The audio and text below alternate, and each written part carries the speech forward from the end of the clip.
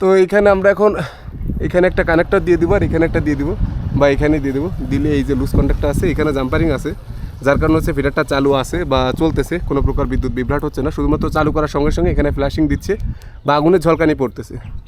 তো আমরা এখন এখানে যাতে আগুনের ঝলকানিটা না পড়ে এটা রিমুভ করার জন্য এখানে একটা কানেক্টর দিব, দিয়ে এই পাশে অথবা এই পাশে যেখানে সুবিধা মনে হচ্ছে নিজের কাছে সেখানে দিয়ে দিব তামার তার দিয়ে, অথবা দেখি কী তার আছে সাব স্টেশনের ভিতরে।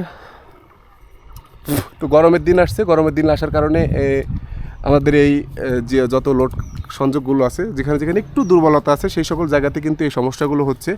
হ্যাঁ, আর গরমের দিনে সাধারণত এই সমস্যাগুলোই বেশি হয়। লোড বেড়ে যায় গ্রাহকের, লোড বৃদ্ধি পাওয়ার সঙ্গে সঙ্গে পূর্বের যেখানে যেখানে একটু লুজ কন্ট্যাক্ট থাকে সেখানে সেখানে ফ্ল্যাশিং হয়, রেড হট হয়। হ্যাঁ,